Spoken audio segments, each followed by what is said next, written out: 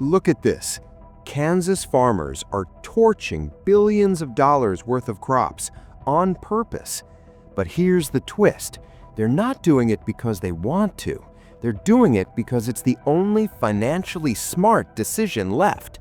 Corn prices crashed 54% from their peak, soybeans down 58%, and wheat down 51%. Meanwhile, every single production cost, from fertilizer to fuel to seed, is at record highs. $467 billion in expenses across American farms this year alone. The math is brutal. It now costs more to harvest these crops than they're worth on the market. So farmers face an impossible choice: lose money harvesting or cut their losses and destroy what they've grown. Let me show you exactly what's happening in America's breadbasket right now. Glenn Brunko farms near Wamego, Kansas. He told NPR this spring that 2025 has been about as grim a time as I've seen for crop production. Nothing looks like it's going to make money right now. Think about that. A fifth-generation farmer saying nothing will be profitable. And he's not exaggerating. The numbers back him up. Corn that sold for $7 per bushel in 2022 is now trading around $4. That's a 54% collapse. Soybeans fell from $15 to under $10, a 58% drop. Wheat prices are down 51%. But here's where it gets devastating. While crop prices collapsed, production expenses hit record levels.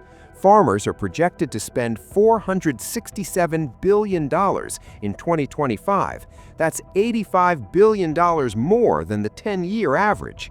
But get this, the burning you're seeing in Kansas fields, most of it isn't crops being destroyed out of desperation.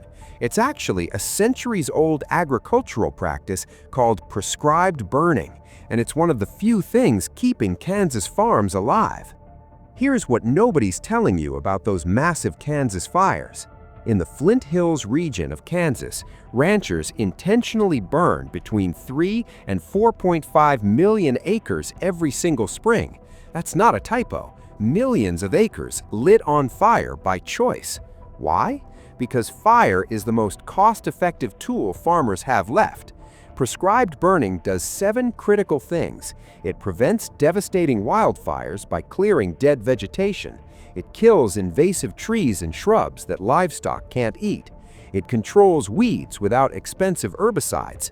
It promotes healthy grass growth for grazing. And most importantly, it increases cattle weight gain by 10 to 12%. Kansas State University researchers proved that cattle grazing on burned pastures gain significantly more weight than those on unburned fields. For ranchers drowning in debt, that extra 10% can mean the difference between survival and bankruptcy. But don't confuse this with what's happening to row crops. The real crisis isn't the prescribed burns. It's the crops farmers are plowing under or abandoning entirely because they've become worthless. Let me break down the financial nightmare Kansas farmers are trapped in right now. Imagine you're a Kansas wheat farmer. You spent $400 per acre on inputs: seed, fertilizer, fuel, pesticides. That's money you already borrowed from the bank.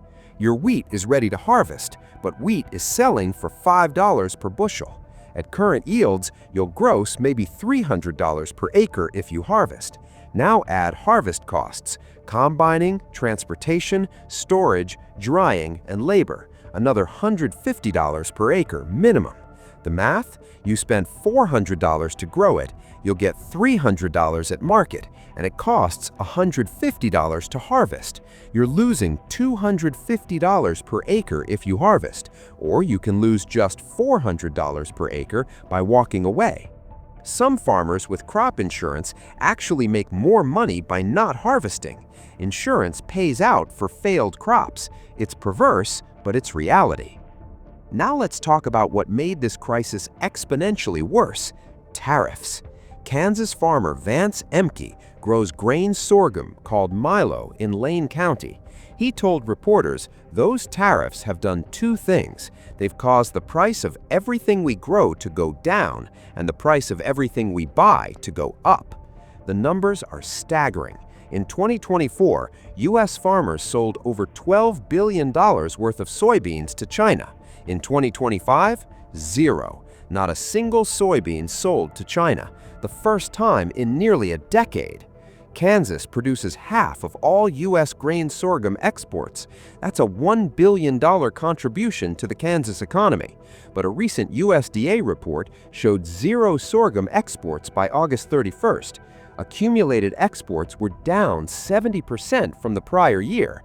For Kansas farmers who depend on export markets, tariffs didn't just hurt profits, they eliminated entire markets overnight. And then, in January 2025, the federal government twisted the knife. The USDA froze funding for farm assistance and conservation programs. Payments stopped cold. Kansas farmers who had signed contracts with the NRCS for water systems, fencing, and soil conservation got stranded mid-project. Money they'd already spent on materials and labor, gone. No reimbursement. The freeze only lasted days before courts intervened, but the psychological damage was done.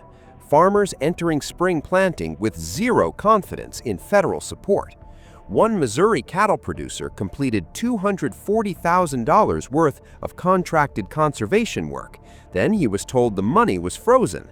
He's now financially devastated with no way to recoup his investment. Here's what this looks like on the ground. Matt Splitter is a fifth-generation Kansas farmer. Drought devastated his operation. In some fields, he harvested 15% or less than expected yields. He told reporters, "What it will help us do is put a Band-Aid in the gap of just not having a whole crop, with costs and expenses remaining high, something we can't control." Kevin Deinert farms near Mitchell in neighboring South Dakota. He's 38 years old, potentially the fifth generation on his family's land. His sons would be the sixth.